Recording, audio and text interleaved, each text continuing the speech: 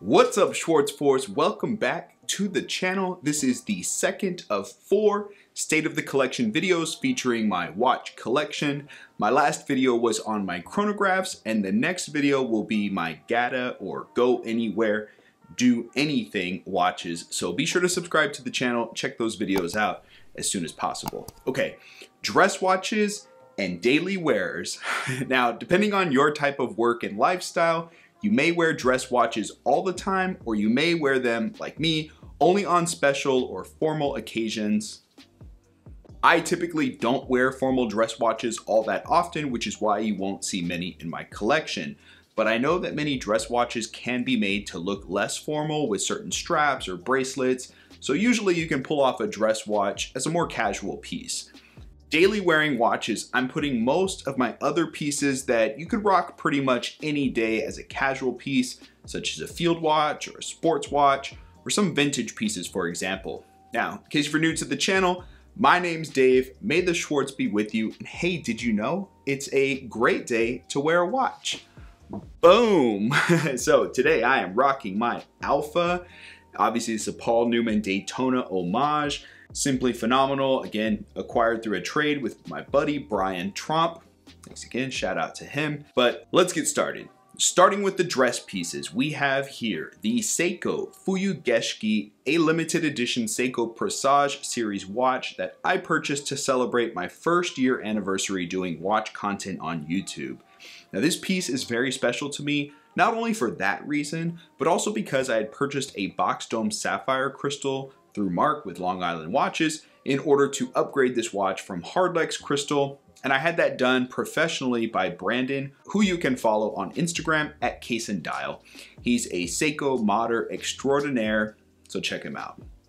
The Fuyugeshiki is a JDM model that I love for that snowflake dial. It's an absolute strap monster and plays well with a variety of textures and colors. It's a great piece that I don't wear as often. It always brings a smile to my face when I put it on the wrist. Okay, next up we have the Agelosser Themis watch. This one is the most mysterious piece in my collection from a pretty unknown brand that boasts Swiss made on the dial. It's a regulator style piece that when I first saw it, instantly caught my eye and gave me some very striking Alanga 1 vibes. And this is the only regulator watch that I've owned. It definitely takes some getting used to when reading the time. And it's not a watch that you can just glance at immediately and read the time. You have to look at the hour hand first, then the minute hand, which can be a bit inconvenient, but it takes some getting used to. The complication and design is very cool and not something you see often on many wrists.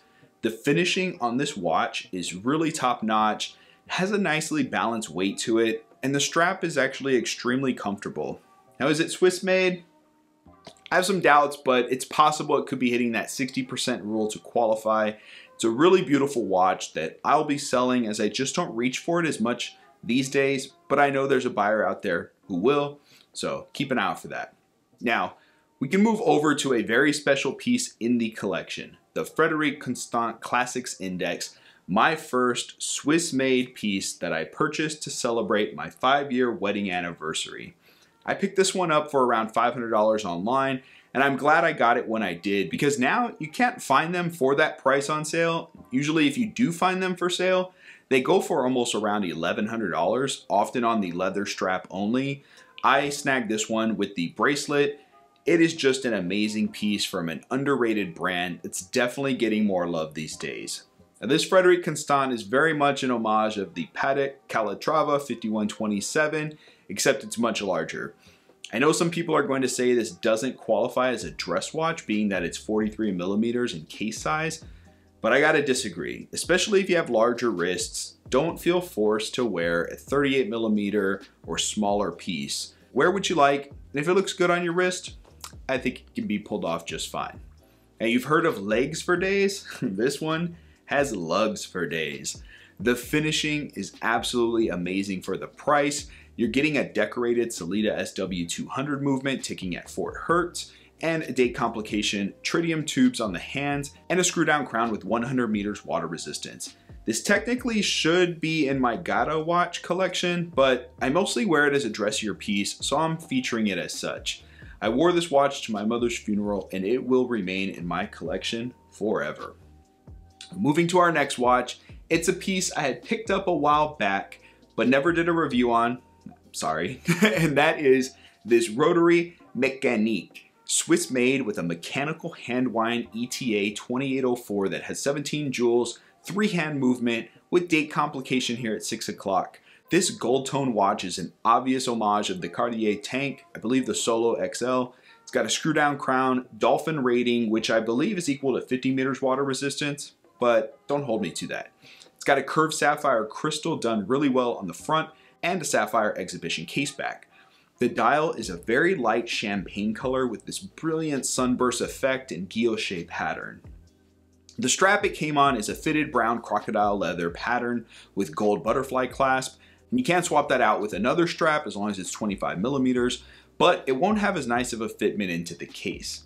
It wears large due to the square case size, even though it's only 38 millimeters by 38 millimeters and 10 millimeters thick.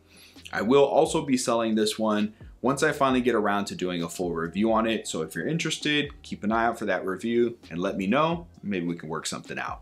Final dress watch, well, you don't see it here because it's yet to be built. By whom? By yours truly, of course. I have been lucky enough to receive a DIY watch club kit and I cannot wait to give an honest shot at building my own automatic watch. I decided to go with the Mosul vintage inspired dress watch because I don't have a dress watch with a blue dial. So I figured this would be a great chance to get one in the collection and keep an eye out for that video to drop. I can't wait to share the experience with you all, and also shout out, thank you so much to DIY Watch Club for the collaboration opportunity. Let's shift gears now over to our daily wearing watches. I realized I had a small group of watches that didn't quite fit into the other categories for my State of the Collection series, but each of these watches, as you'll see shortly, can be worn daily in a more casual setting. First up, we have the MDC Field Watch, which as you can see here, is paired up on a Strapsco Nubuck camo strap. MDC was the first company I ever did a collaboration with when I had first started my YouTube channel, so this piece will always hold a special place in the collection. It's a great affordable alternative to the Seiko SNZ G13. It's a field watch, beater, with day-date complication, 50 meters water resistance, and it plays well with a variety of straps. But my favorite are this camo and this Vario military style NATO. Another piece that I've had in my collection very early upon starting to do reviews on the channel is this Gallant Panda watch. It originally came on a silver mesh strap, but I love to pair it up with a nice leather strap like this black Dasari Croc strap from Strapsco or this grunge leather strap from Strap Atelier. Powered by the Seiko VH31 quartz movement, has a 3 tick per second sweep with day and day complications shown on each sub-dial.